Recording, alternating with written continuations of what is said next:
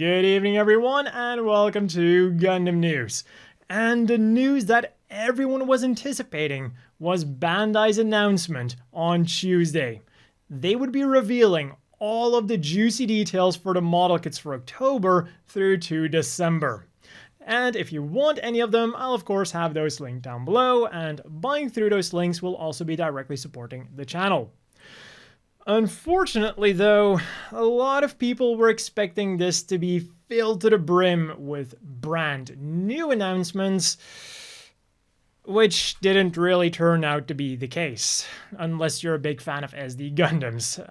The only new full-size thing that got announced was the high-grade Gundam-built Metaverse large unit tentative name, also known as the big bad guy of the series, which will be releasing in December for 8,800 yen, 62 US. And that is all that we know about it. We just have its silhouette and those few details. So more information will be coming soon on that thing. Other than that though, it really is just the details for the model kits we already knew were coming. In October, we are getting the entry-grade Law Gundam, entry-grade Build Strike Exceed Galaxy, and the master-grade SD Barbs. The Law goes for 1,100 yen, around 8 US, and comes with a beam rifle, shield, and a spear that has a beam effect part and can also be split into two. The Strike then goes for 1,210 yen, 9 US, and definitely looks more impressive straight out of the box, thanks to both its very sharp appearance and also the use of clear parts. It doesn't come with as many accessories, just a beam rifle and a shield, but one of the big features that they're touting is the large amount of hardpoints that can then be used for easy customizations. Of course, one of the big selling points of the build series. And then the Barbs is the most expensive one of the bunch, going for 4,290 yen, around 30 US. And for that price, it comes with a full inner frame, its iconic mace, longsword, and smoothbore cannon, and a bunch of gimmicks to really let it live up to that master-grade name. For added visual flair, it uses the reflection cut thingy on some of the clear parts for a better light reflection. We've got parts with metallic gloss injection, and the eyes are super detailed. Like, those eyes look like they're straight up from those close-ups from the anime. They look really good. And what is also really nice is seeing all of the moving parts on this thing. We've got sliding armor panels, some really complex joints, especially for a super deformed kit, and even working pistons. And the weapons also got to enjoy some bonus gimmicks. By pushing the handle, the tip of the mace extends and the blades move out, and the smoothbore gun can be folded up for storage. Definitely a very impressive kit if you're into SD Gundams. November then again gave us 3 kits. Well, will be giving us 3 kits. The first one is the high-grade God Burning Gundam for a whopping 2,640 yen, 19 US, but for this price, it does offer us superb articulation, 3 sets of hands, a regular sword with scabbard, a beam sword, and then a bunch of other beam effect parts that are polarized, which creates some really cool effects when the light hits it. So for fans of close combat mobile suits, I think you're gonna want to add this thing to your list. Or if you prefer your close combat machines to be a bit more super deformed, then you can pick up the SD Gundam Cross Silhouette F Kunoichi Chikai for 1,980 yen, 14 US. And true to her ninja aesthetics, she also comes with a bunch of ninja weapons. A shuriken-shaped shield and 2 big physical kunai that can also be transformed into rifles. And by combining the effect parts of the shields with the handles of the physical kunais, you can make 2 beam kunais. But that is not all. You can have her in full performance mode or light mode, you can combine her with parts from other SDs, and because she is from the Cross Silhouette line, you can choose which frame you build her with. The more stubby standard SD frame, or the more lean cross silhouette frame. And then the third kit for November is the high-grade Jim shoulder cannon / missile pod version. It goes for a grand total of 2,530 yen, 19 US. And when you look at all of the accessories that this thing comes with, I think that price tag is a steal. Missile pods for the backpack, missile pods for the side skirts, a cannon for the backpack, a beam spray gun, a beam gun, beam rifle, hyper bazooka, shield, 3 types of hands, and 2 beam sabers with 2 storage options. We get a single one for the backpack and a double one for the back skirt. Not only does this allow you to have a seriously well-armed Jim, but you'll still have weapons left over to give to your other Origin Jims or gun cannons.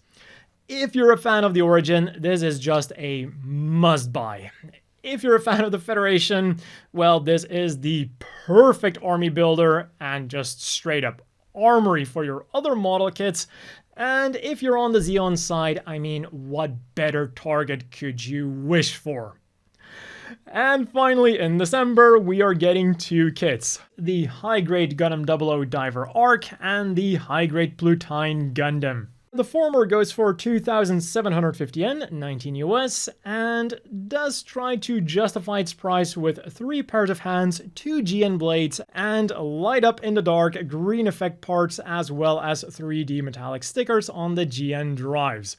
So, with everything going on, this thing will look very impressive in the dark or dimly lit places. The latter then goes for 2,530 yen, 18 US, and its big feature is of course the Core Gundam 2 Plus, which is compatible with all of the other armor add-on set things. It comes with a sight that can transform into a lance, and even uses Ecopla for some of its armor parts. And also part of this update were 2 SDW Heroes kits. In November, you will be able to purchase the Revival of the Heroes Wukong Impulse Gundam Childhood version and Sunzang Strike Freedom Gundam set for 1,650 yen, around 12-13 US.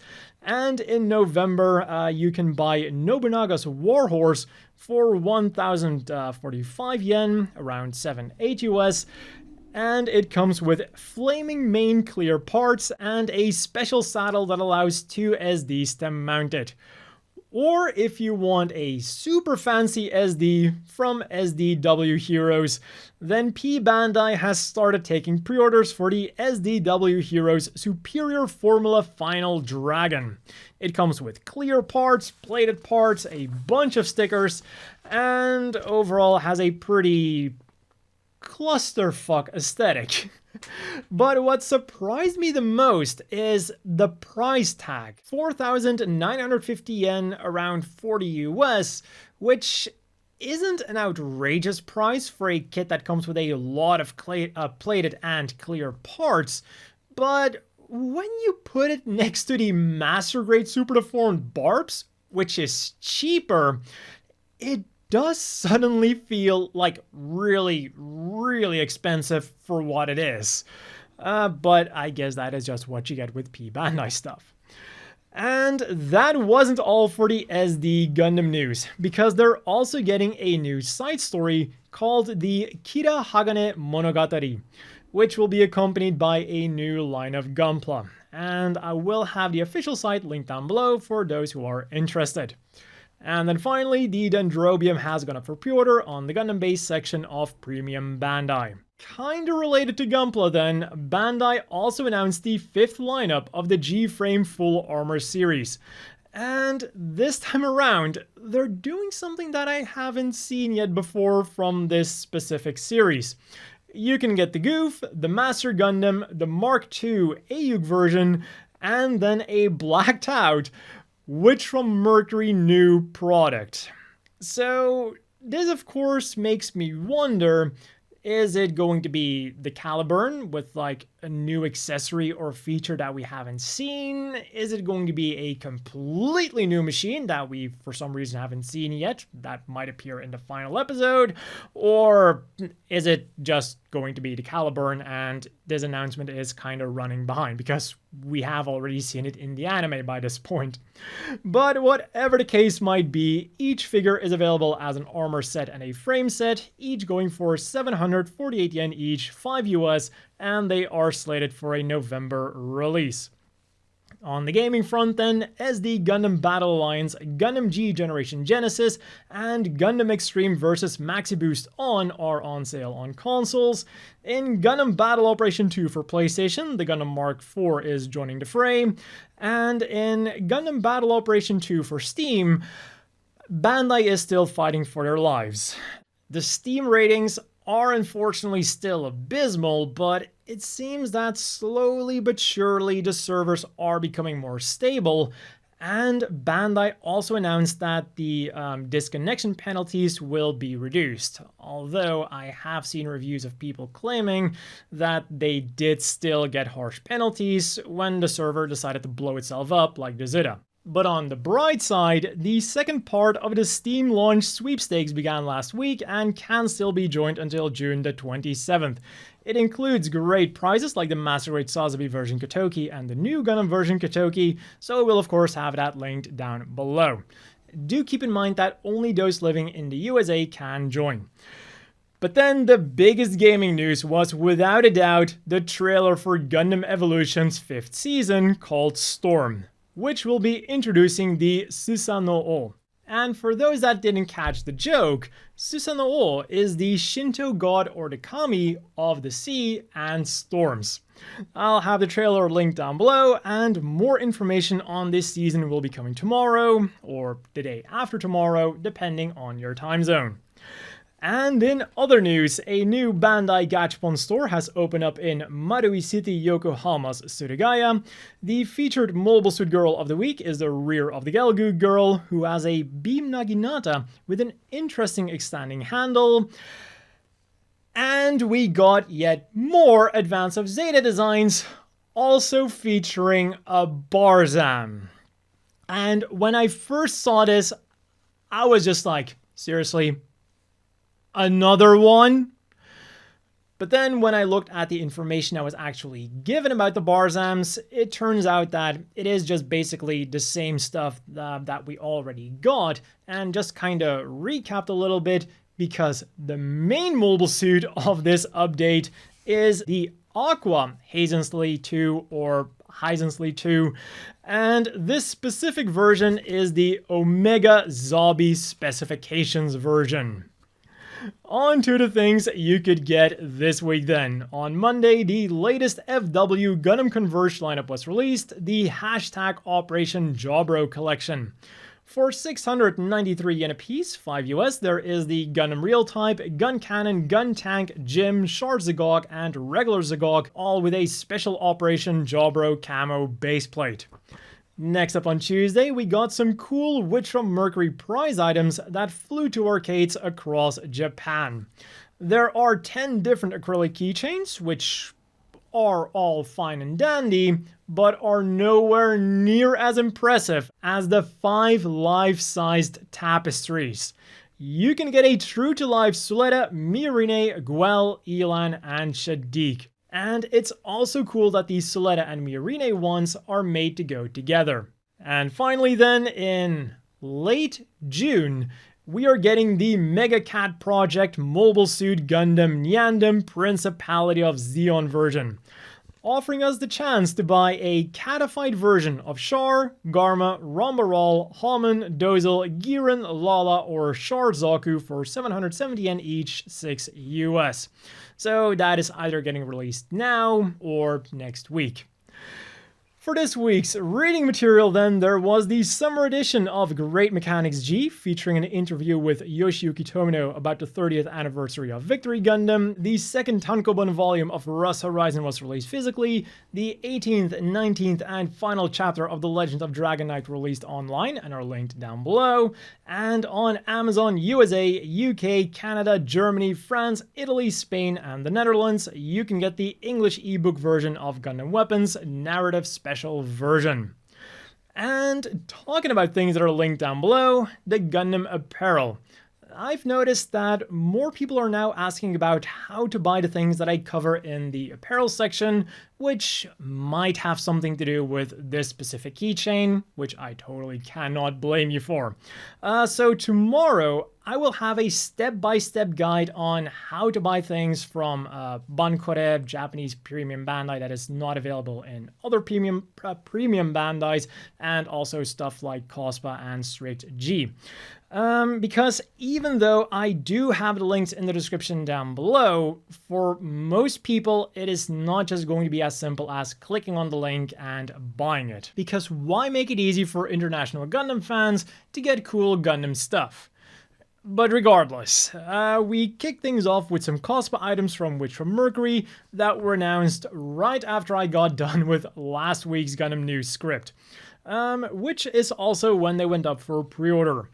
You can get a white shirt featuring the Save the Pilot and Save the Fly Ariel, with Suletta giving the double thumbs up, for 4,620 yen, 33 US, a gray shirt with Delling's famous quote of, "That is a Gundam because I said so," for 3,300 yen, 23 US, a black shirt with the Gundam system, which might look really cool, but might not be the best idea to wear, for another 3,300 yen, 23 US.